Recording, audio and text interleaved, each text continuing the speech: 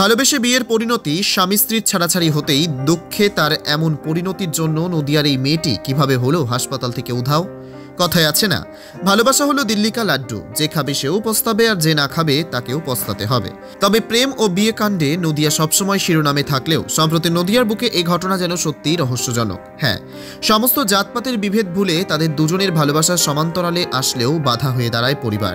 কিন্তু সদ্য বিবাহিত স্বামীকে ছেড়ে আর কতদিন, তাই স্বামীকে কাছে না পাওয়ার দুঃখে নদিয়ার এই মেয়েটি এমন সিদ্ধান্ত নিয়ে হাসপাতালে ভর্তি হলেও সেখানেও ঘটল এক আশ্চর্যজনক ঘটনা।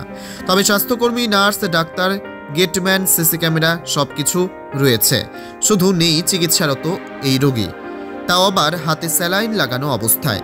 আর এমনই চাঞ্চল্যকর ঘটনাটি নদিয়ার শান্তিপুর জেনারেল হাসপাতালে। শান্তিপুর শহরের কারিগরপাড়া লেনে 7 ভাই পাড়ার 18 বছর বয়সী আয়েশা গতকাল শান্তিপুর স্টেট জেনারেল হাসপাতালে ভর্তি হয় তার এমন পরিণতির জন্য। তবে আজ সকাল থেকে শারীরিক পরিস্থিতির কিছুটা উন্নতি হলেও মা শাকিলা সন্ধ্যার সময় ছিলেন তার সাথেই। মেয়ের কিছু গুরুত্বপূর্ণ ওষুধ আনতে গিয়েছিলেন 20 মিনিটের জন্য, ফিরে এসে দেখেন বেডে নেই মেয়ে। পাশে ভর্তি রোগীর মোবাইল থেকে কাউকে একটি ফোন করে সে বেরিয়েছিল, অথচ সেই নাম্বারটি ফোন করার পর ডিলিট করে দিয়েছিল আয়েশা।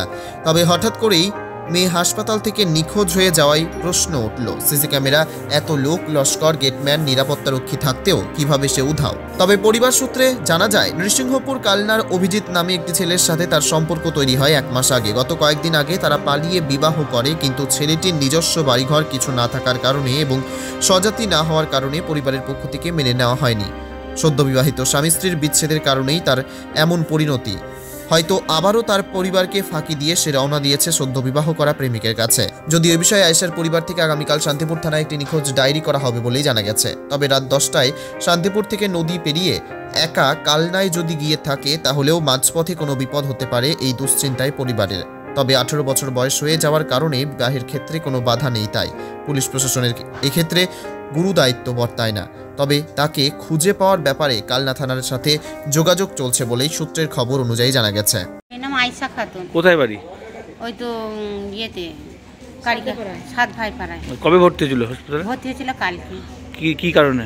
ওই তো এক হিন্দু ছেলের সাথে চলে গিয়েছিল, দিয়ে আমার ভাইরা নিয়ে চলে এসেছিল, দিয়ে ভাইরা নিয়ে এসেছিল বলে দিয়ে ওই ইঁদুর মারা বিষ খেয়েছিল।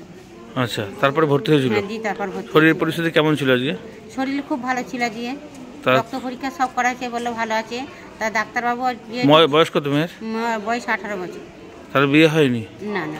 আর ওর কখন থেকে পাওয়া যাচ্ছে না? কখন থেকে পাওয়া যাচ্ছে না, দেখুন 7:30 আমি তখন একটু মানে ওষুধের দোকানে গিয়েছিলাম সন্ধ্যাবেলায়। হ্যাঁ, ওষুধের দোকান থেকে এসে দেখছি আর নেই। ও তার মানে ভর্তি? হ্যাঁ, ভর্তি। হাতে স্যালাইন লাগানো ছিল? হাতে স্যালাইন লাগানো। সেই অবস্থায় হাসপাতালের মধ্যে চলে গেল? হ্যাঁ, চলে গেছে, এসে দেখছি আর নেই। তো এই সিসি ক্যামেরা বা কিছু দেখা যাচ্ছে না? না, বলছি না, ওরা দেখায়নি। কি নাম কি আপনার? নাম কি? আমার নাম শাকিলা বিবি। কি চাইছেন আপনি এখন? আমি চাইছি যে মেয়ে চলে গেছে, মেয়ে খোঁজার জন্য। সেটা হাসপাতালকে বলেছেন? হ্যাঁ, হাসপাতালকে বলেছেন? হাসপাতালকে বলেছিলাম, হাসপাতালে আমার বলার মতন থেকেও নিয়েছিল না। দাঁড়ান, ভাই ফোন করে। কি নাম আপনার? নাম কি বলেন? আমার নাম শাকিলা বিবি। হ্যালো।